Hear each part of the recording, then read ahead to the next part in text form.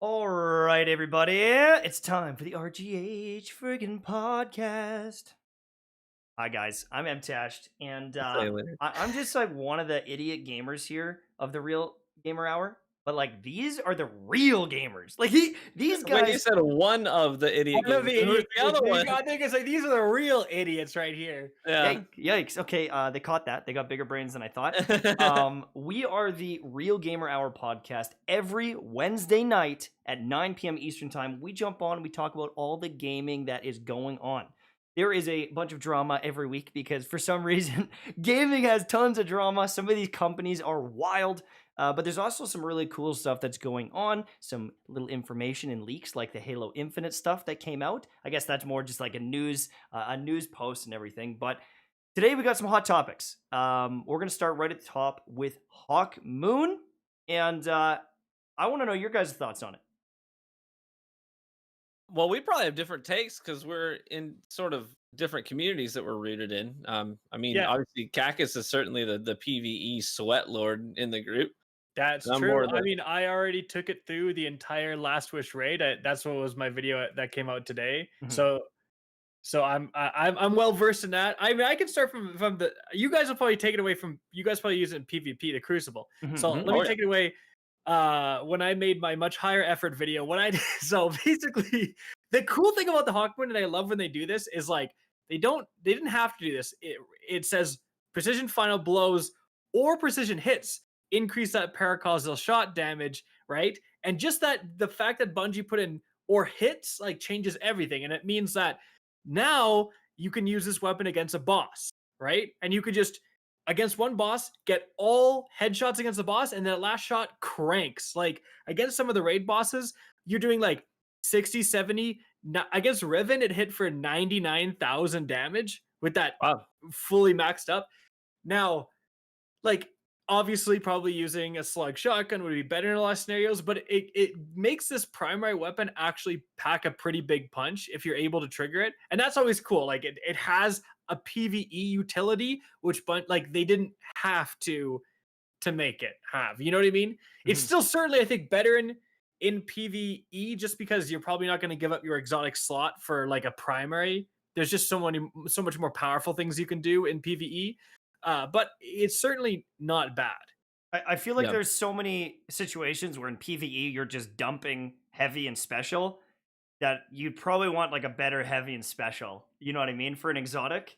Yeah, Um, it is kind of in that weird spot where, yeah, it's actually pretty cracked in terms of damage output, but then it's like, well, if it's not as good as like an anarchy plus a slug, it's like, well, why not just use that? And then it's like your primary, you probably want to deal with ads, and because it's so good at single target damage, maybe it's not the best at ads. Whereas like a sunshot would be way better at clearing ads if you're going to give up your exotic slot to a hand cannon. or like So a it's in risk kind of a weird runner, spot. right? Like Yeah, risk runner is gonna yeah. be cracked. So it's in kind of a weird spot, but it is very satisfying, like getting pericausal shot up and like one tapping a yellow bar from like Mhm. across the map. That's Sure. very nice.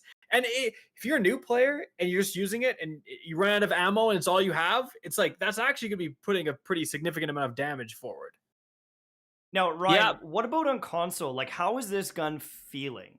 I Yeah, haven't. that's a really interesting conversation to have because it's definitely people from different platforms have different takes on it. I will say going into this conversation that I think it's certainly worth talking about how the gun performs in PvE, but in Destiny 1, Hawk Moon was not a PvE weapon. It was No. not it was not in any PvE build. So, I mean, setting your expectations realistically is something you want to do going into these conversations. From the PvP side of things on console, it feels really, really good. The stats are just mind-bogglingly good. The base stats on the gun are they're fantastic and unrivaled by almost every other hand cannon in the game. There's only a select few that can reach some of those numbers. So it just feels good, even as if it was just a legendary hand cannon, it would just feel good to But shoot. sorry to interrupt, but like no legendary hand cannon. If you like the stats, I think people are understating. Like no legendary hand cannon has that much stability, that much handling compared for Mhm. its range. Like it's insane. Yeah, it's Is bonkers. is it better stat wise than Ace? Ace of Spades. In most categories, not all, but in most categories, yes, it is. I think doesn't Ace outrange it though? Yeah. Off the top of my head, someone can fact check that. But bottom line is it feels really good. Paracausal shot, in addition to that, again, it's not luck in the chamber on 2 bullets out of the magazine like it was in D1. I actually like this better because it's sort of like a strategic mini game that you get to play. And even when you're not getting that like huge damage final bullet, it still is going to give you these situations where you're outnumbered, right? And you drop the first guy, maybe 3-tap him, and you move on to the second. And every now and then, you're just going to get a really nice 2-tap that's just going to save your life. So it's just going to work. Every now and then, that perk, whether you're queuing it up, being intentional about it or not, it's just going to work. Kind of like in D1 with Hawkmoon. Every now and then, you're getting some bonus damage. It's going to save your life, and it's going to feel really good when that happens. But the thing I like about it this time around is that you can be intentional about it and you can plan for it. And so, for example, I had a situation today live on stream where I got the 7 stack and I instantly checked the super statuses of the other team. Sure enough, a guy had an arc staff ready to go. So I kind of ducked into cover instead of fighting the next guy that I saw. And I waited until I heard the arc strider pop. And I just slid out and one-banged the super. Just one shot from a primary weapon, dead. And it's so cool to be able to have that option to really be intentional about it, to plan for it, and to be strategic about the way that you use that paracausal shot. I love it. Now, to circle back to your question, Mike, I have heard a number of people that I trust in the PC community saying it doesn't feel that good compared to some of the other hand cannons that are on the main stage. It doesn't feel that good. And yeah, that's exactly why I wanted to ask specifically on console. Like, does it feel pretty good compared to other hand cannons? Because there's a bunch on PC that I think I would rather use, and for whatever reason, I feel like this is one of the only exotics that like doesn't feel very exotic on PC. For me, like I understand it's an exotic, and I understand that the perk is exotic and like what it does. But I feel like in a lot of situations, it like doesn't feel like it's giving me like a great advantage where I would rather have Ace of Spades. I would rather have Thorn. I'd rather have my spare rations in a lot of cases. It kind of also I've noticed like it is a factor. Like it takes up a lot of your screen. You have like those extra little wing things, and if you're on PC, especially like because you extend the what's it called, the FOV field of view, and then you can deal with guys at such longer ranges. Like those things actually do kind of get in the way a bit. Whereas like an ace is just, it has the barrel, and then the sight just sits above it, like perfectly, really easy to use. Well, that's why spare rations is it's so like it's like very skinny as a gun overall. Yeah, so it's the really gun easy to really see. does sit under your sight picture with spare rations. Yeah. I mean, like it is a factor. Like people will buy ornaments because they have better sights and like will take up less of your sight picture and stuff like it. So that's something I did notice. I'm like trying to shoot Callie and she's like wailing her head around. I'm like, where is this stupid thing? Like, you know what I mean? Well, that's why people don't use Sunshot, even though it's like, you know, statistically now one of the best. Yeah, on numbers is great. Yeah. Just because it bounces a lot, it gets really in your grill, and like there's so much flashing going on. It's like, am I hitting him or am I not hitting him? Like, I don't know. Hawkmoon. The thing is like it's not Hawkmoon. It doesn't have like any of the perks of Hawkmoon. I'm glad though. Like it has the feelings. style. It has Hawkmoon originally had good stats too. It has the feel of like getting that one shot kill. Like you say it doesn't have the exact perks, true, but like it gives you that possibility to just get this insane super kill, which was the cool part, but it takes out the randomness. I'm so surprised when people are like, oh, I wish it was the original. Like, no, you don't. That was such BS that someone would just randomly one time when you were the better player, you would have had them dead to rights, and they just like hit fire, randomly double stack up the lucky shot and instant kill you, and you're like, what is this, right? Exactly. Now you can't complain, because if you get one shot, you're like, well, this guy hit all his shots. Like he did the work. It's like the Zen Meteor of D2 right now. That's the way I see it. Zen Meteor was a mini game gun in D1. You got to get those precision kills to get your super bullet for your big explosion. And that's what Hawkmoon is to me right now. It's that mini game gun where you're like, okay, I 3-tap that guy. Oh, I 3-tap that guy. I got at least 6. Can I get to 7? You know, and then you wail on that big shot. It's just, to me, it's all about having fun. And gaming to me isn't always about the question of, is this optimal? That to me is a secondary question that I ask. When I'm going out there to play Crucible day in and day out, I'm not in a tournament, I'm not playing trials, I'm just going there to play PvP. It's like, what do I want to do today that's going to be fun and engaging? And I gotta say, I mean, seeing the most optimal, seeing a spare rations and beloved clip on Twitter right now, I feel nothing. I've seen a million of them, and even if the gameplay is super impressive, I just don't care about those clips anymore. I don't Got a care about beer them anymore. delivery. There you go. But if I Hey. see a Hawk Moon 3-tap, get the 7 stack and put down a super, I'm like, yeah, maybe that's a really fun and rewarding thing to see and experience. Yeah, it has that fun factor. Like you said, it's a little mini game, and not everything is going to be the best. Not everything has to be god tier. Like you just need the variety in this type of game, and people are going to find it fun to use, and someone's going to use that. I think in PvE, I think someone's going to use it, and they fall in love with the gun. I almost see more people being interested in using it in PvE for that single target and like having a really powerful primary feel over PvP. I think people are going to still stick with Thorn. I think people are going to still stick with Ace.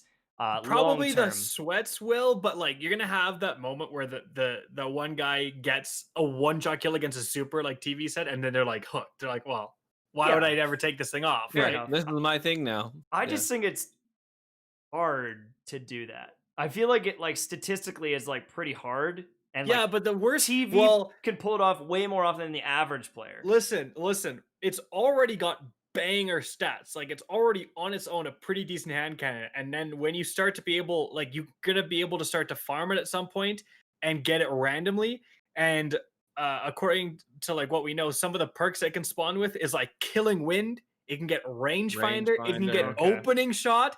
So surplus, don't sleep on surplus either. You're telling me this Hawk Moon can get, and it can get a random barrel too. And right now it has like corkscrew, which is not the best barrel. So it can get a better barrel and now killing wind. And now all of a sudden it's like, okay, you know what I mean? I think this is like the worst version of Hawk Moon. True. Because that transformative perk does literally nothing. So even if no matter which perk you get, it's going to be better than this Hawk Moon. So the worst version of Hawk Moon is already doing decent. Like I think it's going to be cool. And what if they added like a magazine for the catalyst or something like that? You know what I mean? Like that exactly, catalyst too. What do you think of this though? What do you think of them putting RNG on the one piece of loot that didn't have to rely on RNG in Destiny?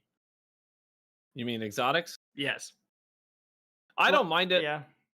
For me, I like it when they do it this way, where they're gonna do it with one thing, experiment with it. They're like, oh, we'll put out the base version with killer stats, so we can always fall back on that.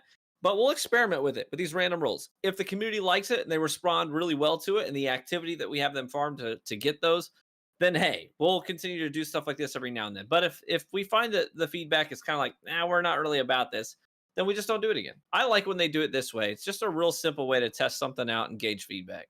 And like your exotics have like different stats on them. So my one exotic might be better than yours. My transversa might be better. Well, armor, but like weapons, it's like but if it's if like I want the sunshot exotic perk is like if the main exotic perk is the exact same, and I put in the time to do a lost sector for weapons, and I get a better one, like is that a problem? It gives you something to do. Because again, it's like that RNG aspect. Like how frustrating is it when you get into a bad RNG loop, right? Where you do the raid, you don't get what you want, you don't get what you want, you don't get what you want, and you just get frustrated. You're like, I really can't get like boots. Like really, this game doesn't have any sort of smart loot, despite the 20 times Bungie has claimed it does. You know what I mean? Like that sucks. Now, the fact that you have some escape valves for that, and one of those being exotic weapons, if you get the Eyes of Tomorrow rocket launcher at the end of the raid, you got it. You're good. I see what you mean. Yeah. You know what I mean? You don't have to grind a good version of that. I'm not saying that this is a bad idea, and I agree with TV. It's like they're trying it for this one thing. Let's see how this turns out.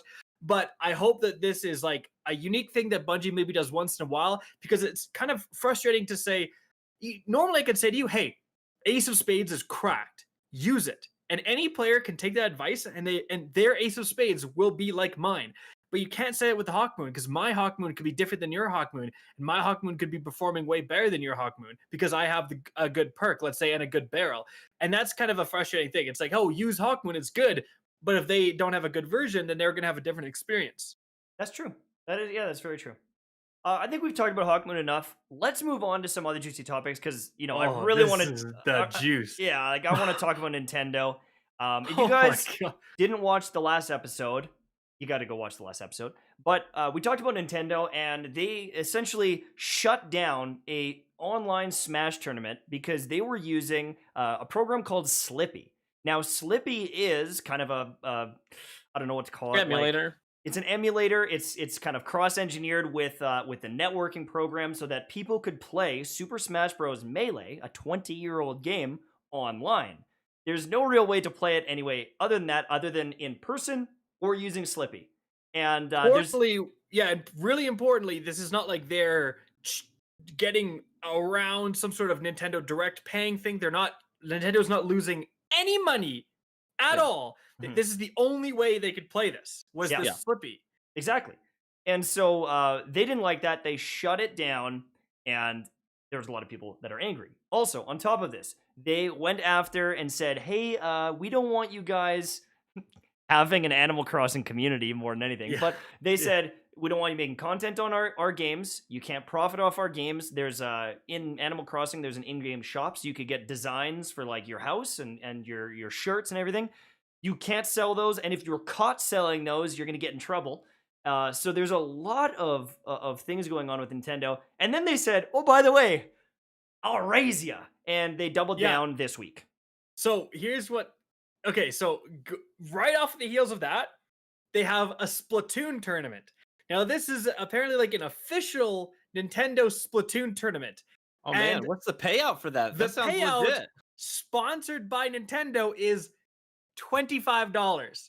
Not $2,500, not $25,000, $25. And it's not even actually $25. It's $25 to the Nintendo in-game store that you have to spend for Nintendo. Nintendo's basically giving themselves $25.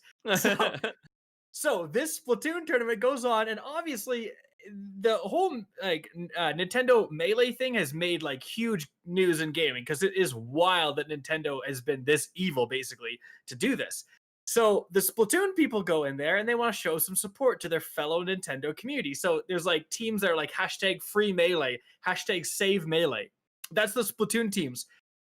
Nintendo gets so triggered by this, they shut down the entire Splatoon tournament. We'll show you. The good news is that they went to a non-Nintendo tournament that's offering a $1,500 prize. So it's like these other random people cobbled together 10 times the amount or whatever it is, as actual Nintendo could only be bothered $25. The icing on the cake is that it came out that the people who won the last Nintendo $25 tournament weren't even paid. Nintendo couldn't actually spare the $25 to give to that Splatoon team. It's mind-boggling. Oh my god, dude. That's insane.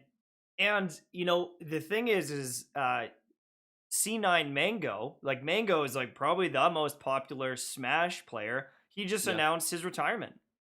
And it makes you wonder, is that because like Melee tournaments aren't going to happen and there's no 100% funding from Nintendo? Because of the landscape. Right? Yeah, he said it's because of the landscape. He's like, I don't like the landscape of Smash right now. Like, how could you? Yeah, it's smart.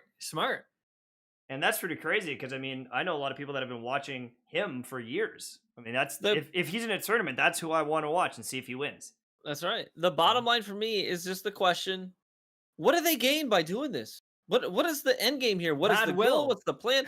What do you gain out of doing this to people? Nothing. Like, I don't understand it. It's truly nothing. There's no benefit to Nintendo whatsoever. This is only hurting them. They're killing one of their communities. And it's like, yeah, Melee is an older game, but like, if people watch Melee and it looks fun, the chances of them buying the new Smash Bros is like very high. Yeah. And did you hear about the guy that was doing like the custom Joy-Cons? Yes. Do you want to explain that one? Yeah, so there's a guy, and here's the craziest thing is like in order to do this, you would have to buy the base Joy-Cons. So like you're already buying the Joy-Cons from Nintendo. Nintendo's getting paid, getting those Joy-Con controllers purchased, and then he was customizing them and putting custom plating on them or engravings or whatever. And they're like, no, you can't do that. Well, he was doing so for charity. For charity. Two things. Doing so in honor of Etika, who tragically took his own life and was famous for he had like the Joy-Con boys was like his thing is associated with that. So he's doing it in honor of Etika. All the proceeds are going to charity. So it's not like this guy's like making bank in a scummy way, right? Nintendo comes after this guy, and it's like Nintendo has to be searching for this. There's no way that like Nintendo knows a dip in their Joy-Con sales or something weird. Like Nintendo has to be scouring the internet. That's it. Who's doing these nice things and going after them? So it's like they got a quota. They got for their legal department. They're like, listen, we got a quota. We need to send out 25 DMCA's a month. Yeah. We need to shut down 3 events a month. You know what I'm saying? And so they're like, you're exactly right. They have to be proactively going out there and trying to find people that they can stomp on and squish. Yep. I don't get it. I just don't understand what the value is. On top of this, now there are tons and tons of YouTube channels that any of the music from Nintendo games that was in your videos that used to be not actually copyrighted. They copyrighted all those. They copyrighted every jangles. There's tons of little tunes, jingles, songs from video games that used to be copyright free, or you could use them and you wouldn't get flagged. Now you get flagged. But also soundtracks from any of the games. If anyone upload the soundtracks, they're all brought down. They're not even in some cases copyright strike. They're brought down. Yeah. So ads aren't playing on them. They just literally say get them off YouTube. Don't even put them on there. If you upload any like Mario Kart gameplay, it's got a little jingle in the background, you're screwed. Done. DMCA. You're done. Like this is everyone hates on EA. I don't think EA has ever done anything like this. Like this is like unprecedented. Like this is crazy. Well, and EA might be like microtransactions that people are pissed about, but they're not like attacking communities and being like, "Oh, you want to do a FIFA tournament? No, you're going to jail." Like, you know what I mean? Like EA might have some business practices that people don't agree with, but Nintendo is literally going after their own community. Like they hate gamers. What are you doing? EA puts some microtransactions in the game. Nintendo's like going after trying to sue people, cease and desisting people who are making little controller things in honor of charity. Like, what do you like, Nintendo? And this is all in like a few weeks span. Nintendo was just decide to like, hey, just press a button. They're like, let's just ruin everyone's lives. Let's just go after gamers. It's so bizarre. It's like maybe Nintendo's getting paid by Jeff Bezos because he's like, take some heat off of Twitch for being the world's dumbest and like just the company making the worst decisions that everyone's making fun of. We need the heat taken off us. And Nintendo said, we'll do it. We'll bite the bullet because they're making Twitch look half decent. That's how bad Nintendo's being. Yep. And now you've actually got people of real influence saying, let's boycott Nintendo. You got people with millions of subscribers on YouTube saying, listen, guys, I don't ask you to do this very often, but I'm asking you now, don't buy any Nintendo titles. Don't do it. Boycott their newest Hyrule game. Boycott the next Mario Kart game that's coming out. Boycott it all. Dude, for me, like, why would I ever play a Nintendo game and put that up on my channel? I would never do that. Like, from what's happening right now, if they try to sponsor me, I'll say no, because I'll say you're gonna DMCA claim me in a couple months. Like I don't even trust them. I know that those departments don't communicate with each other. So I know that I could literally get a DMCA claim on a sponsored Nintendo video. Also, if a game just pops off and I'm enjoying it, I still would never upload that because I'm just in danger of getting like my channel copyright claimed. So it's like, no, Nintendo, I'm just not gonna upload any of your products. It makes you wonder long term with how successful games are because of creators. You know, Apex Legends only blew up because everyone was getting paid to stream it. Everyone was playing it. It turned out to be an amazing game, but the hype factor from every big content creator streaming it all on the same day on launch like this, boom, instant success, right? I mean, the fact that man, that's so true. Like, who's going to be in these Nintendo game directories? Who's going to be streaming them? Nobody. Like, why would you do like? Because you can't make advertising revenue off of it. It's like there's the hype for all the like. Look at the Cyberpunk. If you go on Twitch right now, Cyberpunk hype is out of control. We'll talk about that later. But like, if a new Nintendo game comes out, like, who's going to play it? Right. Who would risk their channel to play these games? And there's like the other thing too is like when I started playing Cyberpunk for like 30 minutes, is this game good? How are the quests? Do you like it so far? What are your thoughts? And if I say, yeah, it's amazing, go buy it, how many people do you think are going to buy that? Yeah, right? Exactly. And if you're like the big Pokemon guy Mr. Fruit loves Pokemon. If he's going and he's playing the new Pokemon, he's got 3,000, 4,000 viewers, and he's like, oh, this one is so good. It's way better than Sword and Shield. Boom, people buy it. And they're completely missing that side of the market. And it's gonna be bizarre. You're right. Like when a new Nintendo game comes out, like you're gonna have no one playing it. Usually you have all these people, Markiplier's doing a playthrough, Jacksepticeye, whoever, all these massive YouTubers, right? Yep. Who are playing. Like, are those guys? They're probably not gonna run a risk it. They're gonna look at the landscape and say, I'm just not gonna do it. It's gonna be like you're gonna have new releases that no creators are playing. It's gonna be super bizarre. Yeah. Crazy. Let's move on to the BioWare shakeup. But first, mhm.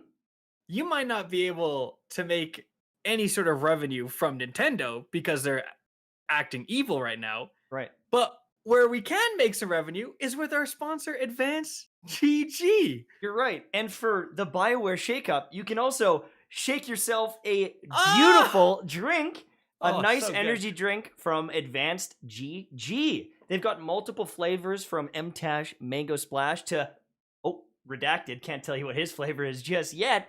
But there's amazing flavors there. There's also an energy formula if you're looking for a simple caffeine flavor. Super delicious, super awesome, and it's a little bit cheaper if you guys are on a bit of a budget. But if you're on a budget, you better be using code RGH for 10% off. Go to advanced.gg, check out the products. There's no problems there. Yo, are you still gonna pay us? What the hell? You're our only sponsor. Don't leave. Yeah, exactly. Advanced GG. Now let's get into the BioWare stuff. So, all right. Well, can I just say, hold on, just really quickly. Like, Advanced GG is an OG. I use it all the time, legitimately. Like, people think we're just shilling this stuff. No, like I use it all the time. It's fantastic. I know you use it all the time, Tash. It's like a company like Advanced GG were able to become a real player in that landscape because of creators trying their product and recommending it to people. That's kind of why Advanced GG exists, is because they had this fantastic product. It was actually clinically proven. They came to certain creators, myself, you, Fruit, and all these people. So it's like, that just illustrates our point, is like creators can be so important in the success of your product to alienate like swaths of all of them. Like Nintendo, it just blows. It goes against every marketing principle out there. It's just so bizarre. It just kind of made me think about that. Like companies rely on creators to exist, and meanwhile Nintendo's like screwing over all of them. And fans and creators, like everyone. Even King's Coast Coffee, like Gathalion and Broman's Coffee, right? That's like, the creators, they made that and stuff. But like they're getting now into grocery stores, right? So like it started with just creators and like all the hype from creators, and now they're going into grocery stores, and they've taken that brand and like really expanded it. It's incredible what they've done. But if they didn't have that status as creators, if no one knew about the product, they're not going to go to Publix and be like, hey, do you want to put our coffee on your shelves? They're like, get the hell out of here. What are you doing? Like, we don't know who the hell you are. Anyways, that is really interesting. Now with BioWare, some key players, or I guess we should say some of the biggest veterans at BioWare. Right? The general manager. Yeah. Right? You've got Casey Hudson, the general manager of BioWare, and Mark Dara, who is the executive producer of Dragon Age. I don't know if you guys are... Did you guys ever play much Dragon Age games? Didn't. You're Dragon muted. Age Inquisition, fantastic. Oh, there you are. Okay. Yeah. Yeah. Well, Origins, which kicked off the series, was phenomenal. Absolutely phenomenal. Anyways, I don't want to get into the nitty-gritty of game reviews, but key players at BioWare have stepped away. And it was really interesting. If you dug into the things that they were saying on their way out, Casey Hudson was pretty... I think he kept it pretty tight. He didn't really offer any insights to like reasons why or anything like that. He really just said, we're just going to open up the door for the next generation of creators to step in. I still have a lot of creative energy in me, and I'm looking forward to using that somewhere else, but just kind of some self-reflection. I think it's time for me to make a change. But Mark Dara, on the other hand, he made a couple of statements that make you think, like he almost just tried to like skirt past something real quick, but if you could catch it, you're like, wait, hold on, there's something more there. I feel like in one statement he said something along the lines of, you know, we had these pillars that of storytelling and character development that we launched Dragon Age with, and you know, we've strayed away from that a little bit. But I'm confident that you know the next title will be a good one. But he almost kind of like, to me, it's like, yeah, well, why would you slip that in there unless there's something there to say we got away from those pillars that made the game great, and then to say, but I think they'll do a good job with it. You know what I mean? And then he just continued on. So it's like I think there That's might be really a little bit. interesting. That He's is saying- a really interesting thing to say. He's saying, I don't agree with the direction this game went. Now, here's Probably. the It's like with the I- Destiny stuff, right? Like there's like Destiny people that were like on the project and then they're off the project, and you know there's some like very big creative differences, and like that can lead to people leaving companies. Yeah. So I mean, yeah, that's a great example. I mean, we met. I can't remember. I directly met Casey Hudson. I met Casey Hudson for sure, and I think Mark Dara too, with working with BioWare for Anthem stuff. Now, obviously, Anthem did not go well, and I think that could be like that. I feel like that is another factor here. Is like they had like I feel so bad for them because we've said this multiple times. Anthem was truly innovative. It did some really cool stuff. It was just crapped on from before the start. Like it feels like everyone was just like wanting it to collapse in on itself, and it did because he just didn't have anything for the end game. But the way all of that was handled, the way it's kind of been like hushed away, and now they're making Anthem 2.0 or Anthem Next, and it's like they have a very kind of apparently like a skeleton crew working on that. Maybe they'll still make something out of that, but certainly they clearly needed more time that EA was not willing to give them. So maybe that relationship with EA is just. I've also heard that A little too overbearing, maybe. I've also heard, yeah, exactly. I heard with the Dragon Age Inquisition, it was a ton of crunch, and they barely got that game out. And like, and this is the rumor mill, but apparently, like they, Bioware people at Bioware almost wanted it to fail because they're like, this crunch is so bad, like we want it to fail, so we'll have to change things going forward. But then it did really well, and they're like, crap, like we actually did cobble together. We're such a good studio. Right, that we cobbled together an actually good game like last minute under insane crunch, and they're like, crap, now they're gonna make us keep doing this. So yeah, it's kind of an unfortunate thing. Is EA too overbearing? Is it just creative differences? It's hard to tell. Like it's I think the obvious thing is to blame EA because EA is the big bad guy everywhere, but it's also like they have a Destiny. reputation. Destiny 2, I mean Destiny 2 launched with no random weapons, dumbed down. Like there's clearly was a lot of people at Bungie that thought that was a good idea, right? And it worked out horrifically, and they were proven wrong. But it's like there must be like there's clearly a division was and probably is a division at Bungie over people who want to dumb everything down and people who want to like increase the complication, and they're trying to find a balance. So you could just have like if you worked at Bungie and you were in favor of dumbing everything down and removing random roles, and you staked your career on it, and you're like, random roles are ruining this game, trust me, it comes out, it's a disaster, and you have to revert back. Are you going to stick around there? You know what I mean? Or are you going to keep your job? Or are you going to be fired? Like that could be part of it too. You never really know. And like some people just, here's the thing is like you can make and ship a really good game, and then sequels are coming out and stuff, and like maybe you aren't the best person to make that product the best. Like maybe you had the initial idea, but I think the other thing too could be partially is some devs probably view these series as their baby, as their that's my thing. And so when it starts changing, it gets frustrating. It's like, no, Destiny is not supposed to have taken enemies. That's not what I wanted in it. Or, you know, just an example. And I mean, well, great example. I don't want to throw out like dev names and stuff, but like I've heard the rumors that in the Crucible, like for Destiny, a couple of the devs, their vision of the Crucible is not what most players wanted, and they did not care. They were going to make it their vision of the Crucible, and they're not there anymore. And so I don't know what that means. And I don't know if that's because they had to change and they were angry. I don't know if it's because they were asked to leave. But well, it's also you know, like we don't want to just it's easy to talk about that stuff, but it's also about it going wrong. Mhm. Destiny 2 went wrong. Yes. Anthem went wrong, but also Assassin's Creed is a great example. You played a crap ton of Valhalla TV. Valhalla, Odyssey, Origins. Those are completely different games than all of the Assassin's Creed that came before.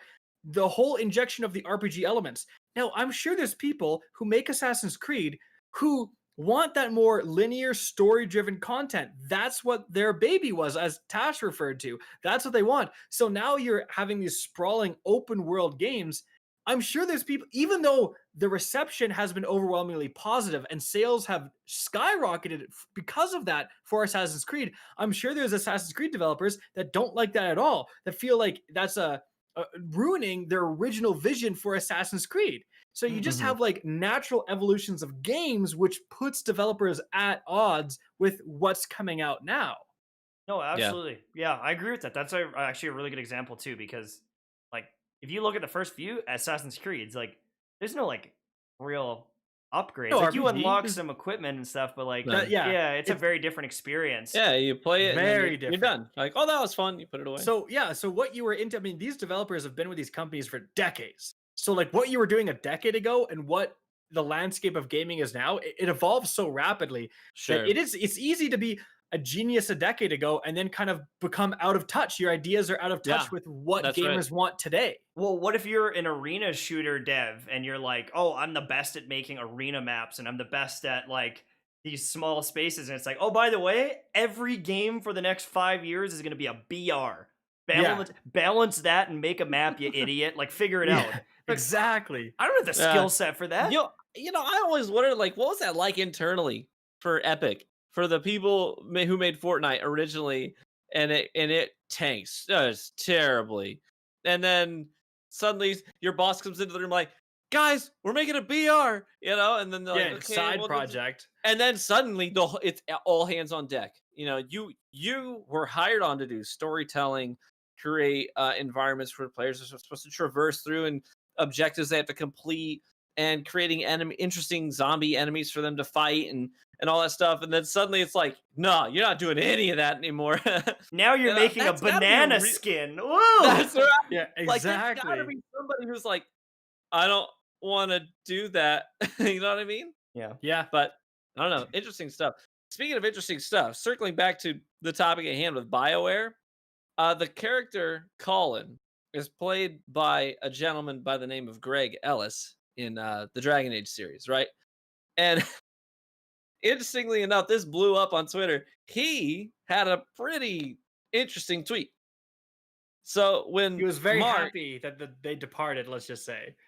Well, and it wasn't even like a subtweet, just on his own content, and, just to his own community saying, okay, here's how I feel about this. No, he replied directly to Mark's a bold move, resignation on Twitter. And he said, let me quote this for you. He says, and this is a relief for many others. I've worked with you for over 10 years as the voice of Colin and Anders, and have never worked with a more disloyal, duplicitous corporate fake. Your enforced resignation is a victory for BioWare, its employees, and especially for the fans. Like, he came out hot. You were going to enforced resignation. Enforced. Yeah, there's a lot in there. Okay, now let's be clear about something. Greg Ellis has historically been known to be a little bit brash and to have some interesting takes. Everyone knows that if you're connected to, if you follow Dragon Age and the cast, that's no shock to you. But even if you knew that he was somewhat brash, to see him make that statement is still pretty shocking. Mainly because his chances of being hired on again might be kind of slim if you are openly trashing the guy that, has historically led that project. Unless he's right and it was a forced resignation, they want him out of there. Well, didn't he kind of suggest a little bit of racist tones? The way he said it, myself and other like Latin voice actors or something like that within the series. There's another tweet somewhere where I didn't see that one. I didn't see that one. Okay, I should find it, but there was one there too where it was like, like that is a pretty big claim too. I'd have to find that one. Unless he deleted it, but he did reply, and there was some statement about other voice actors and like kind of like POC voice actors that maybe weren't being treated as great. But that's a I can't. pretty big, yeah. I didn't see. I that. don't know anything about that. The I'll interesting see if I can part is find it. like the interesting part is like why would this voice actor not like this guy so much? It's kind of bizarre. Maybe he's just an asshole. Like maybe he's just a jerk of a guy, Maybe. and he just didn't get along with anyone, right? Who the heck knows? But it is that just kind of that theory of like, all right, did they? Because it says two such like different things, right? If they left on their own, it indicates that they don't like the direction the game is going in. And that usually spells trouble. We talked about it with Halo Infinite, which we're going to talk about next. When the lead director is like, yeah, I'm out of here, it usually means things are bad. It means that they're not listening to them, that they can't get things done, that, you know, the corporate overloads at EA or Activision or wherever are running the shots. And this is upsetting lead developers like those people. But if they are forced out, it just could mean that they're, you know, changing their tune. They're going in a different direction. It just means such different things. Regardless, it is a wild shakeup. And if you're BioWare has so many fantastic IPs. Mass Effect is one of my favorite games of all time. Oh, yeah. You're Mass making Effect a 2 was making a incredible. remaster, which is awesome. Mhm. Dragon Age is fantastic. Anthem didn't go anywhere, but if Anthem Next or whatever comes out, that could be really sweet. And they have even Baldur's Gate. Weren't they involved in BioWare? Or is that I am don't I mistaken? recall, That was someone honestly. else? I don't recall. They've made a lot. The point is they've made a lot of good games, BioWare. And it's a tricky one. Like if you are a Mass Effect fan, a Dragon Age fan, it's kind of probably sketchy for you right now. Yeah, like are you gonna be worried about the future? But, you know, I don't want to rule out the possibility. Kind of circling back to what you were talking about earlier, Kackis. It's possible that these people who've been here for a long time, it might be their time. You know, we Yeah. don't know. Obviously, we're not behind those doors. We're not in those meetings. We're not part of those conversations. There is a chance that these people are so committed to visions that they had a long time ago that they might be out of touch with what the demand looks like, with what their own community is looking at. Look at Nintendo. They clearly don't understand their community. You know? BioShock is the other one. Oh, there you Another go. huge franchise. So there's a chance here that these resignations are a good thing, and I certainly am not going to treat it as like a red flag that I'm not going to be buying Dragon. I love the Dragon Age series. I love the story. I love the characters. To this day, when I do playthroughs of RPG games where I have someone that's more of like a white knight kind of a character, I still name him Alistair because of Dragon Age Origins. It's like one of my go-to names for these RPG games. I love that series. So I'm going to keep an open mind here, and I'll probably still follow the news and the updates on the future Dragon Age titles, and probably dive into them. Yeah. Now, Halo Infinite, there was quite a bit of info dumped, a bunch of screenshots, about a bunch of news just kind of circling the game. I saw a bunch of creators posting about it. The graphics don't look the way they showed them back before. Thank God. They They look even really acknowledged good. it. Yeah. In their statement, they were like, we did not get, like, graphically and technically, we were not where we wanted to be, right? When we released the trailer. Like, they acknowledged that it looked bad. It looked like freaking Which is funny. a Halo skin pack for The Sims or something. Which is really funny because it actually kind of, like, how many people did you see, like, Halo fanboys being like, it's not bad graphics, it's just a design choice. Like, this is just, they're going back to the old school. It's like, all you guys look like fools now because Halo themselves were like, we were so rushed. We They had no cranked it to time. low. Yeah, we know this did not look good. So, like, maybe like that's kind of like a warning sign. Hey, if you're gonna like blind fanboy over something, don't. Like, you can be like, yeah, you know what, the graphics don't look, it's not a style, it just looks bad. Yeah. Like, Be you don't honest. have to like go out of your way to defend. Like, it doesn't mean the game's gonna be bad, but again, it's just kind of a funny thing that Halo themselves were like, yeah, it didn't look good, right? So the whole, it's the style, it wasn't. It's just the game was in big trouble. Yeah. But yeah, the new stills look very good, but that's just what they are. They're stills, they're pre-rendered stills. Yeah. How Yeah. much can you really take from that? That's Yeah, you right. can make some beautiful art in Cyberpunk taking picture of a car that's got some nice lighting. You know what I mean? Like the armor is like very flashy. It looks really good. Awesome. But that's going to depend. How does that look when it's moving? How does the gunplay feel? How is like who knows what the game even fully is? Is there a BR or is there not a BR? Is there good progression systems in the PvP or is there not? Is it locked loadouts? Like no one knows really what the game is yet, and at least it doesn't look like trash. Like that's what the one thing is like, okay. Yeah. But, you know, we were talking about BioWare and people leaving. There has been a bunch of shakeups at Halo. One of the devs, like one of the lead projects managers was like, there, left, came back, left again. And so there's going to be some hiccups along the way. And I don't want to blindly see a screenshot and be like, oh, it's going to be amazing. I don't want to write it off. But at this point, I'm not like head over heels thinking Halo Infinite's going to be incredible. I think, go ahead. Oh, just that the timeline fascinates me. They were like apparently gonna launch now, like last month with the launch of Xbox One X. And now it's November? No, it's next holiday season. 2021. Yeah.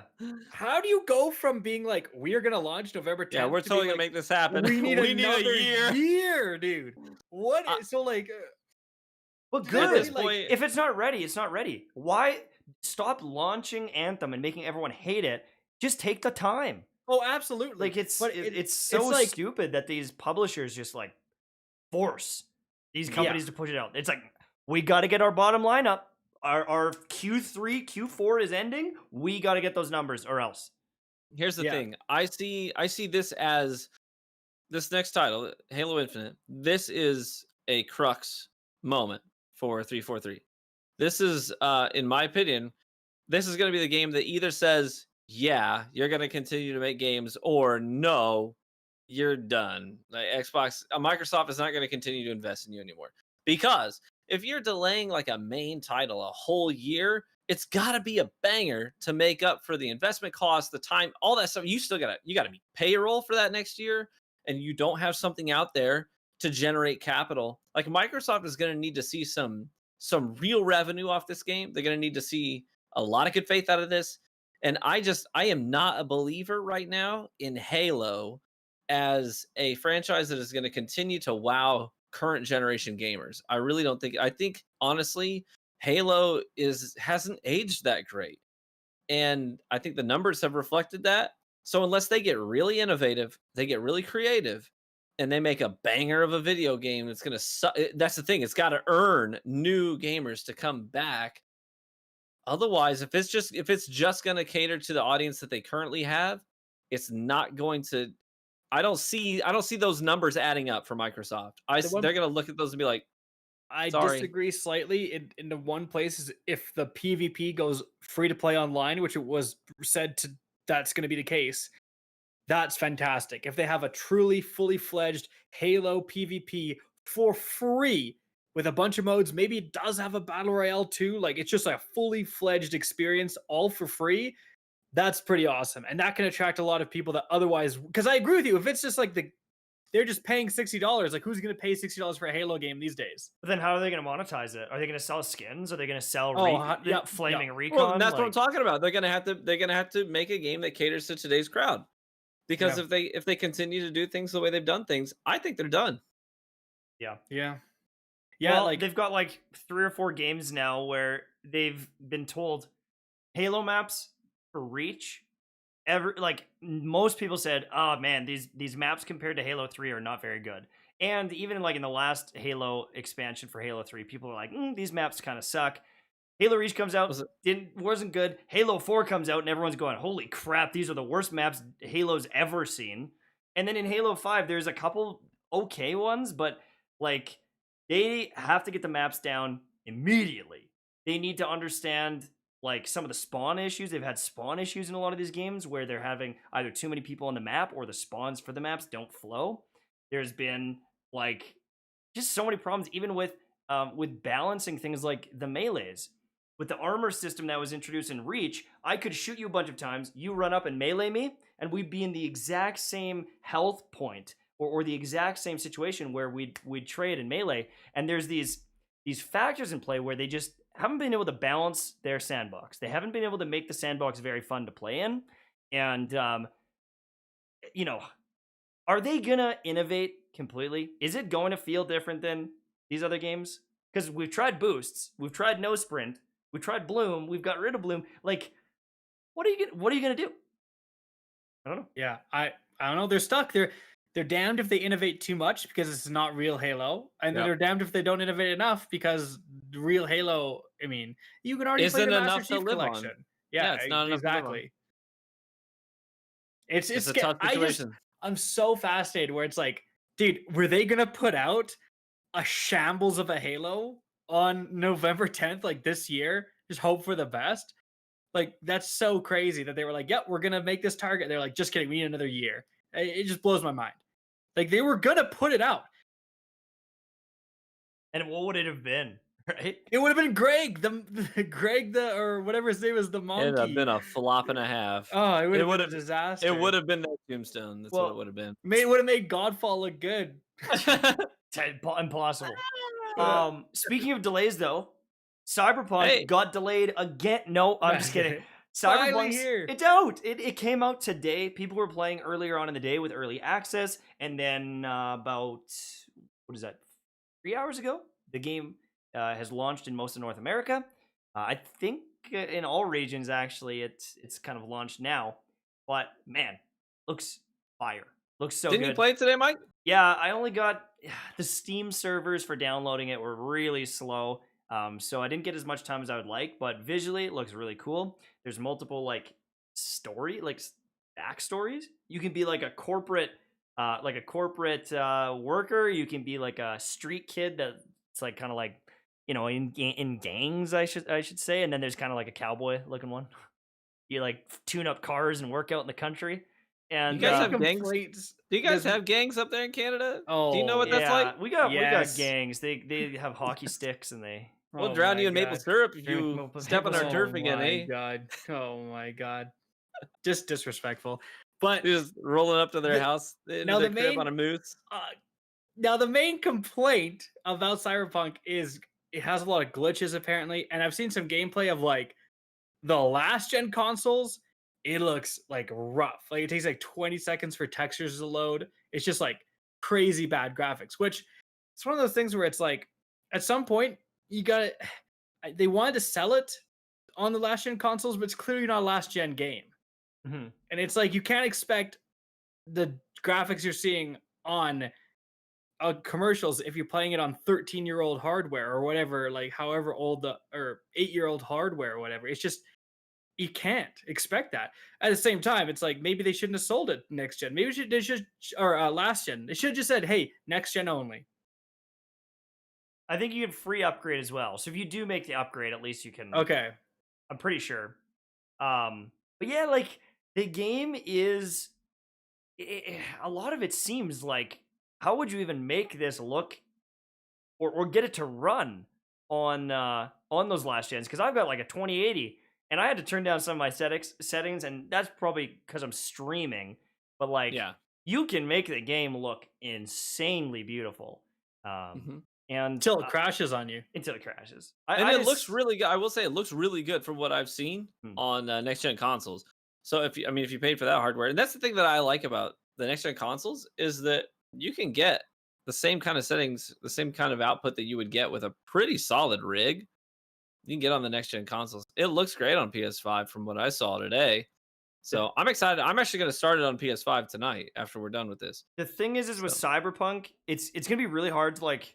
I know there's reviews out and everything, and I'm sure a lot of them are like probably legitimate. They put in some time, but I feel like to truly know like is or was Cyberpunk as good as everyone hoped it would be, we need to understand the depth, and that's what I don't know yet. You can choose your character and choose some stats, but like, are there like really cool legendary guns to find down the road? Is there that sub quest where you find a notepad on a table and it goes and Skyrims you, and all of a sudden you find a cave and there's like I don't know how deep the game is really going to be. And when you compare it to Witcher, I think that's the thing is there's so many sub or side quests. There's so much dialogue and story and cool characters that there's like a old maid on a chair and she turns out to be an incredible side character.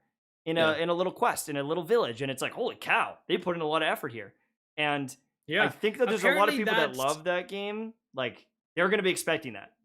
apparently that is what Cyberpunk is, and is apparently like the side quests are crazy. Like there's huge side quests. The main story is actually completable pretty quickly if you just kind of speed run through it. So the bulk of the content again lies with the side quests. I love that. Good. Yeah, it's pretty. Yeah, it's interesting. You can kind of, and apparently the more side quests you do, the side quests will impact the main storyline's endings and how many endings there are and stuff. Hmm. Yeah. That's very interesting. I mean, even the first couple of missions, I noticed like a lot of optional stuff. Like, go get more information or don't, or do this or don't do that. And so I'm excited to see. And like, you can kind of already get a vibe that there's different almost regions in the game, like, and different factions to an extent, because Yeah, they there, broadcast that. yeah, there's like the street kids and all these different things. And like, if I solve the problems of one gang, is that going to make it escalate somewhere else? And I think it's going to be a big world. Some people are rumoring like 100 hours to like have a decent playthrough of it. I don't know if that's Well, true. one of the devs actually had tweeted out. Was it last? No, it was about 2 weeks. I think it was around 2 weeks ago. Tweeted out that he said, "I'm 300 hours into my playthrough right now, and I haven't finished the main quest line. I've just been doing peripheral stuff." And I obviously take that with a grain of salt. It's coming from internally, so obviously they're going to make it sound as luxurious as possible. But still, CD Projekt Red, they've got a great track record, and they've consistently delivered, and over delivered in a lot of cases. I mean, I would argue that Witcher 3 was probably worth twice the price tag that was on it. Obviously, It was always on sale on Steam. Yeah, Like on sale every other week. That game was, I mean, this is absolutely mind-boggling, the amount of content, the amount of investment. Some of my best friends right now, they're like, yeah, they got the game at launch, and they're like, every now and then I go back and keep playing Witcher 3, and I'm like, oh, just new playthroughs? Like, no.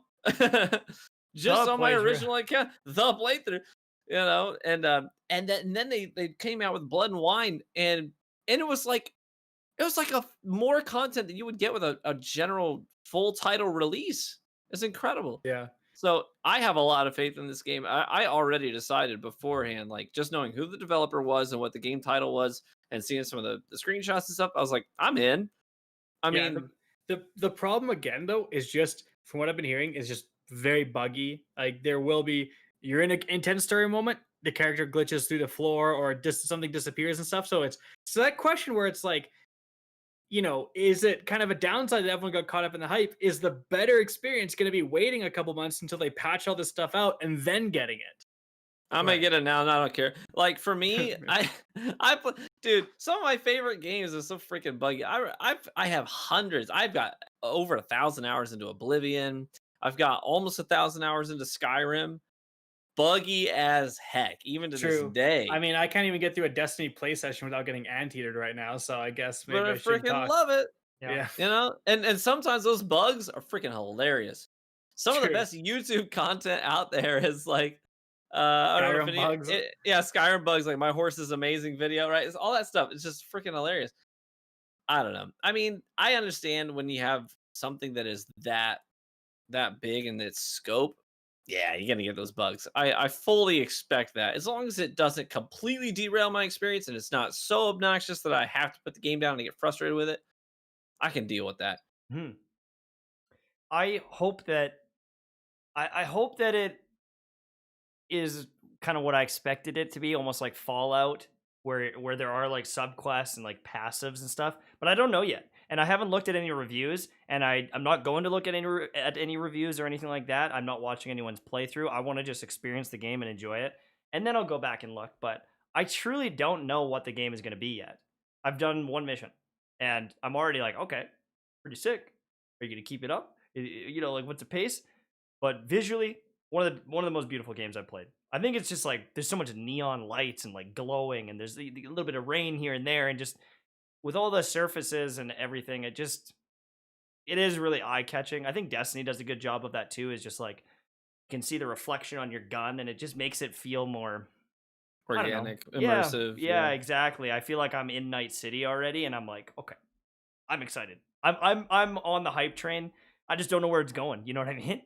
Yeah. So it's All good. right. Well, that's it for the That time? topics. Pretty much But I it. think we're not ending the podcast just yet because no, we're no, gonna no. switch it into members only chat. Now, if you're not a member, don't worry, stick around and we're gonna be just chatting. If you are a member, you can talk to us and ask us questions that you want us to answer. Usually, this is the section where we go off the rails. We just ranted about like Game of Thrones last time and how bad the Game of Star eighth Wars season yeah. was in Star Wars. So yeah, so it's wild times. Don't go anywhere, but Nope. we are gonna switch it to a member. If you want to become a member, then Links in our the boy chat. Tash, he's gonna be putting links in the chat, and you can do that to support this project. We have like an editor that does a lot of the stuff here. We're getting some new emotes that we got to pay for pretty soon.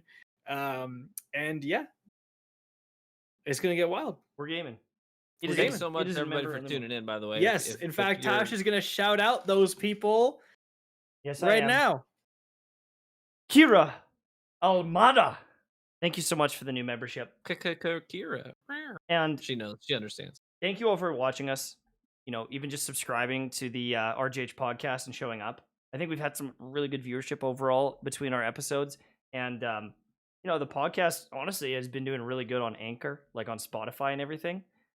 Each episode is doing, like, pretty darn good.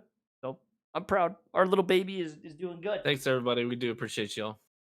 We lack though is we need a brewery or distillery sponsorship for the 100th time. If you're watching and you know anyone in these industries and you want people that will shill those products literally for nothing other than free beer or free alcohol, we are there, bro. That's We right. are. That's right. We're so there.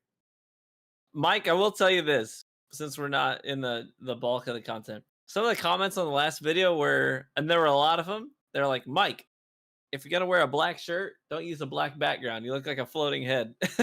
Oh no!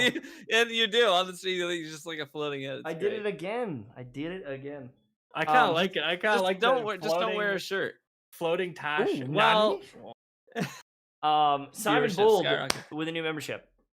Thanks, Simon. How's the Whistle Pig treating you? Dude, I love Whistle Pig is like my staple when it comes to if I want. Because here's the thing, it's like if I'm like I go out to the liquor store, I'm like I'm on a budget today. I'll get the 10-year. Well, let's be honest. You go to a liquor store and they say, "Hi, Ryan. This is our best customer." Yeah. Number one customer. This guy's Ryan, great. I'll tell you, this guy's great. My He's God. so good, and he will custom order anything. If I'm like, hey, do you have any of this? He's like, no, but I can get it for you, Ryan. He's great. He's great. But yeah, but I'm on the 12-year today. I've got the 15-year. I've killed half that bottle, but that is only special occasions at 15 years. Have you ever tried? This is water. Have you ever had that? That's really good too. Keeps you hydrated. Is that stuff I accidentally swallow when I'm swimming? Oh yeah. my Yes. gosh. Yes. Yeah. Right. TV has never like purposely ingested anything that has like under like a 5% alcohol content. Anything under that, like beer, is like the lightest to go. If it's light beer, he's never touched the stuff. Like anything less, just get out of here. Bungee gum, is that a Hunter x Hunter reference right there? Bungee gum. That's my Ahsoka impression. Got it. Thank you so that much. was really cringy, dude. Not gonna lie. Listen, just go watch some anime and stop being an idiot. Yeah, Speaking of anime, I love Genshin Impact. Oh, how's that going? Hey! Don't they have a big update like tomorrow or something? I heard he's a today? Raged Out of Legends main now. Friday, there's a reveal. They're doing like a reveal event. Hopefully, it's not as cringy as the last one, bro. Like no joke. The last one, the Chinese showcase of the thing, they had voice actors from the game and custom artwork. It was like, okay, this is fire. This is legit. The English one was a girl sitting in a room. It looked like Stockholm Syndrome. Like, I love Genshin, and like, wow, what a great trailer. I could not believe how bad the acting was. It was like she had hilarious. a gun pointed at her. It was crazy. I was like, oh my. So I'm hoping that Fridays is a little bit better. And then apparently on December 23rd is the new area. and like new weapons, new characters. It looks like a pretty Is it beefy like patch. area to the north on the map, like above where you start? It's like a mountain range called the Dragonspine Mountains. So I don't know. Where is it in relation to Mondstadt? Is it? I think it's technically part of Mondstadt. So it's not necessarily a new region with like a new city. That's like in 1.4, 1.3 called Uzama. And that one's supposed to be like Uzama or whatever it's called is like a really like kind of like Japanese. So is this culture. the other like elemental area they're adding? Like they're adding like a fire because they have This wind one and they have isn't. geo, No, and that's Geo. it. No, this one is like a region within Mondstadt. It's just like a big mountain within it. So like there's gonna be chests and quests and things to do there. But and the thing is apparently like with the data mines, there's new weapons and they're called they're like kind of ice based. So when you attack, it'll drop like a big icicle that comes down and hits. And if you're using a cryo character, it hits harder.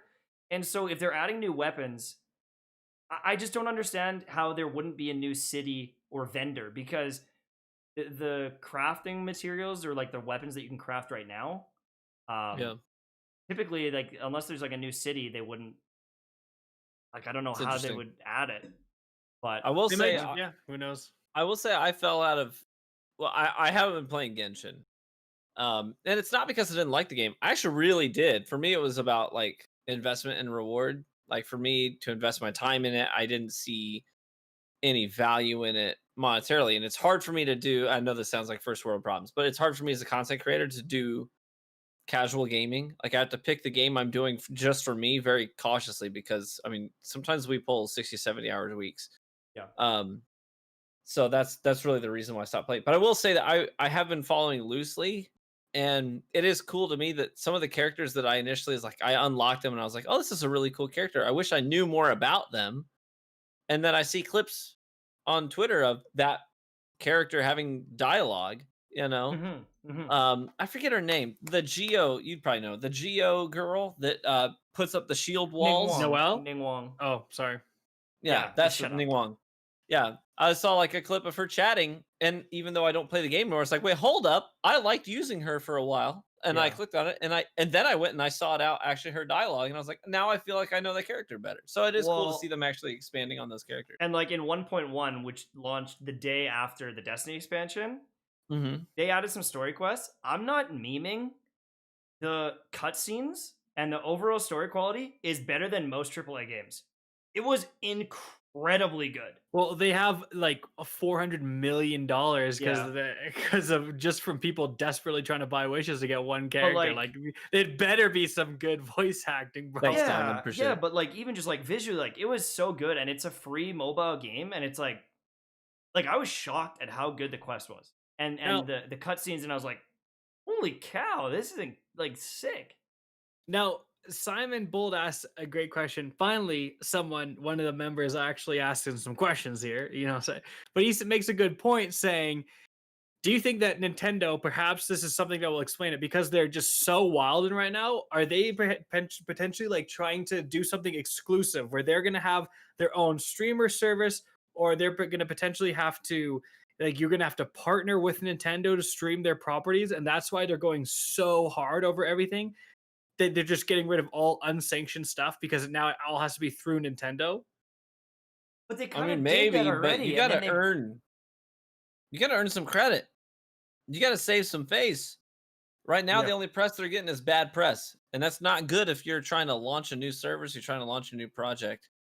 I mean, I'm not saying it's out of the realm of possibility. I'm just saying they're not playing their cards right. That much I know. And who would sign up to like a Nintendo streaming service when there's no future for any of the games because the best they have is a $25 tournament?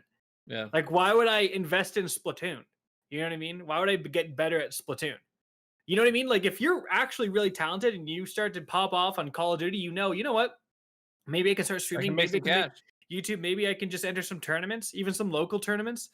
Right? Let's host it all the time. Like, the fact that you can't do that with Nintendo is wild. You go host a basement tournament and there's FBI, open up! Yeah, exactly. You're not allowed to play Smash here, bro! Nintendo's flying in agents in a helicopter to bust through your door, dude. You joke, but if I read that tomorrow morning, I wouldn't even be surprised. Yeah, yeah, exactly. Nintendo $50 cash tournament house burned down. Nintendo agents rappel through child's window just to punch them in the face and snatch their console because they're sold a design they made on Animal Crossing for 99 cents. You know what I mean? Like, No, it's so wild. No, Nintendo repels into home, steals Nintendo DS because child records 5-second clip on mother's phone. Like makes a TikTok while playing Pokemon Blue. Puts a sticker on the Nintendo DS, which violates Nintendo's policy on customizing, on their IP. So you can't if you've customized anything, well, that's like the Joy-Cons. Well, I guess there's some. So wait. So if I have an old Nintendo product and I have a sticker on it and I sell it to someone else on the secondary market, does that violate Nintendo's IP that I'm gonna have people helicoptering into my house, Nintendo agents busting my door open? Well, and it's like, if I got a game from an old movie store back in the day, 5-star video, and there's a sticker and it said 5-star video in marker. Like, You're is done, that bro. Is that contraband? Like, shut up, dude. Right? Dude, don't say that, dude. We're gonna cut this part. We're gonna cut this part because Nintendo's gonna be coming after us. How dare you? Like, honestly, that's actually so weird. Would that impact the secondary market? Because, like, I mean, the Joy-Cons, they bought the Joy-Cons from Nintendo and they're customizing them and they're selling them again. And Nintendo's like, you can't do that. So now if you do anything, if you have a sticker or a faceplate or anything, you can't sell it. And if you support charity, get out of here. Get out of here, bro. Like, exactly. They're crazy. Dude, it's honestly like Nintendo versus Twitch for the most wild and company of all time. Speaking of Twitch, I'll just bring this up. I was talking to Vanguard. Twitch is hosting a town hall meeting on December 16th where they're going to discuss DMCAs, they're going to discuss ads, they're going to discuss all the hot issues. And which is really going to be them? Yeah, it's going to be 2 Twitch employees talk to each other and try to smooth everything over. It's gonna be them publicly announcing that Hassan's back on staff. Oh shit! Promoted. Oh my god! It's gonna be 2 people. It's gonna be someone and then Hassan, and they're gonna be chatting about how they're gonna fix Twitch. But like, honestly, like, it's gonna be a joke, and they're gonna have more moderators than they are viewers, banning everyone who like says anything remotely, controversial in the Twitch chat about their policies, right? Yeah. So it is going to be so dumb. Like, hopefully they actually take, like, even if they take questions from chat, they're going to cherry pick the best. Like, maybe they can bring in some creators and someone will actually challenge them on how crazy they're being. Yeah. But I think it's going to be like just corporate BS. I don't think nothing's going to come from that. They should take a play out of YouTube's book. Did you see Penguin's video sitting down with the CEO? Yeah, he talked with the CEO, which again, but it's like you talk with the CEO and they had all these people talking corporate speak, and then at the end of the day, they're not actually going to do anything. That's just what happens so much, is that they PR wise, they're all nice, and then nothing ever changes. Like, well, what did they do? What did they do this time? That would be odd. I will say I have more faith in YouTube at this point than I do in YouTube. Twitch. At least has their stuff to get. Yeah, at least YouTube's not like out there because they realize that they rely on the creators. So, but Twitch is just out of their mind. You know what though? I take everything I said back. You know why? Because Twitch is so stupid. These are the people that for the Latino month did the sombrero thing, right? This is Twitch. They will probably actually try to like go to different live people, and they might actually just have questions appearing on the stream. They're so clueless. They might have people vote in like an unrestricted manner where people can submit answers and then vote on them, which is exactly how I'm sure you guys heard what happened when people do. That's how you end up with Bodie McBoatface, like winning all the way. Twitch is dumb enough to actually try to do that, dude. Like, that's possible. You know what I think I'm honestly going to do if they add like membership gifting and some other features is kibosh my Twitch partnership and just stream on YouTube, and I'll still stream on Twitch, but I'll just like lose my partnership. Because have you seen the numbers of YouTube and like how much viewership. They doubled in 2 years in viewership. Yeah. Like they're still growing like crazy. Gaming Mhm. on YouTube is just insane. And like Twitch is good and it's like good for gaming and all that stuff, but they just are such a sus company. Like you never know what they're Yeah. gonna do. And I feel like I don't know. They've One of got the things like I like a about YouTube is just they're just so much more accessible. Like yeah. even for I will say this as a parent, my kids on the iPads, Twitch is not installed, right?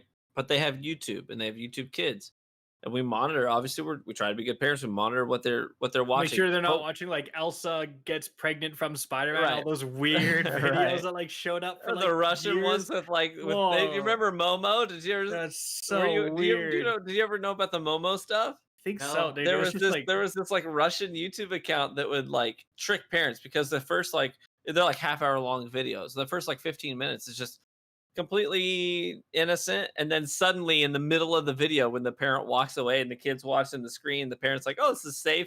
In the middle of the video, there's like this ghostly, evil-looking woman, and she's like, "Kill your parents," and then like you know what I mean, and then it switches off. that's I kid so you not, creepy, dude. that was a real thing. Okay, Yeah.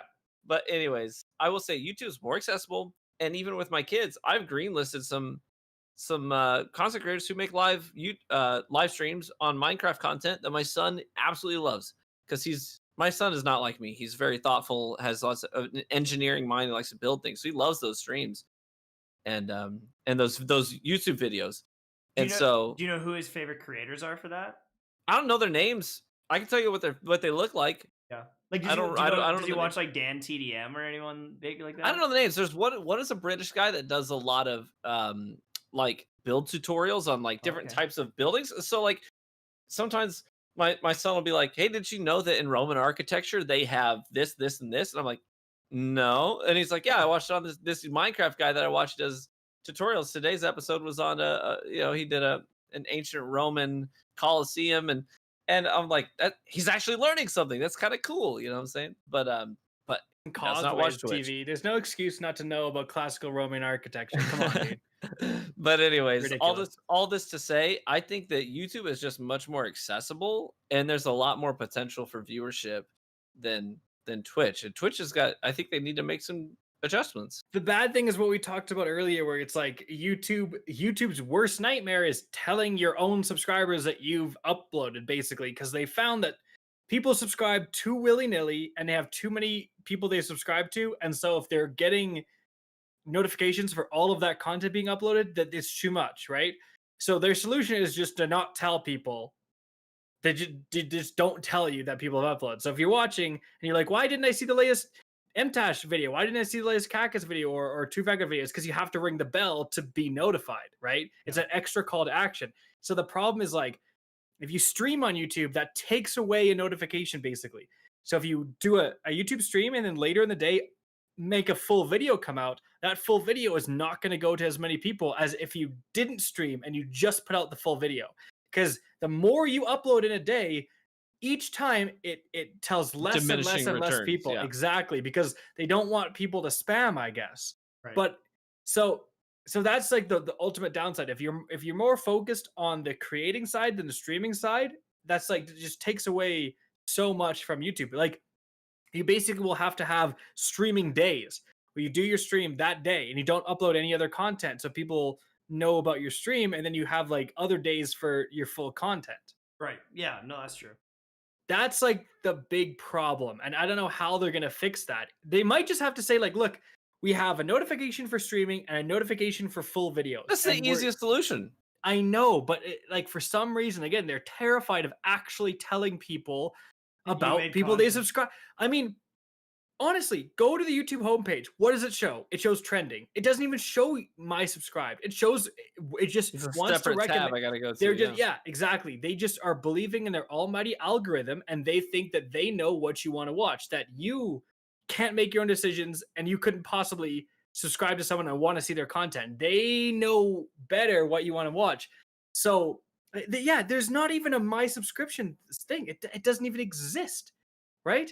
So The fact of the matter is like that's the big problem is that the whole notification system is really sketchy on YouTube. That's the big downside. Everything else is good. Nicholas in chat says, Kackis, just noticed that PS5 next to the Drifter. Nice. That's actually my Christmas gift to him. I had it 3D printed. It's not real. I just wanted I wanted him to feel better about not having True. it. It came with a very interesting picture of TV on the top. I had to take it off so I could put it in the background because I don't think It's not of this. I think it'd be against TOS, but yeah, hey, good thing you didn't slap that picture on a Nintendo product, or else I'd be going to jail right now. Nintendo would be busting my house. You know what's really weird? What's really weird? What's really weird? I didn't get one. I didn't get a 3D printed pictured PS4 or anything. Who said it was 3D? I did. I just said I had that 3D printed for you. Oh, well, I just You don't don't listen understand to why me. one guy is getting gifts and then one guy is not getting gifts, aka me. I'm done. I got rose petals laid out on the bed right done. now. I'm ending the stream. Photo Oh, session after this. You should have actually just ended the stream. Just rage. Just right there. Just follow rage through. quit. Just, yeah. Honestly, I don't even think our viewers would be as surprised. They'd be like, Oh. makes Yeah, pretty it much checks out. seems sense. Pretty much what I would expect. I'd go make a video. I'm quitting RGH. And then, Oh my god! and then 2 He's seconds even later, himself I'm now. back. I'm back. Oh my god. No, that's the content, dude. That's the I content. quit more games than anyone. There is no parallel. There is no honestly. parallel. That's right. What do you draw Oh a man. comparison to? The only thing is finding enough games that you can get into and then quit. That's the hard part. It's just you're running out of games to quit. That's the majority of my career right now. Anyways, that's pretty much it. This was the Real Gamer Hour RGH podcast. Thank you so much for watching. We do this every Wednesday night, 9 p.m. Eastern time. We haven't missed a week in like 15 weeks. We've had to adjust a couple times with schedules. One time YouTube was like down, but Schedules and you being banned. Oh yeah, that's Depending on true. which platform. Thank you, Twitch, for making us end up here on YouTube. That's Yeah, great. it's been a good time. Thank you to our new members, Bungee Gum, Simon, and Kira. Thank you so much. That's pretty much it, though. I'm Mtashed. I'm KackisHD. And I'm True Vanguard. And this is the RGH podcast. We will see you next week, 9 p.m. Eastern time, for all things gaming.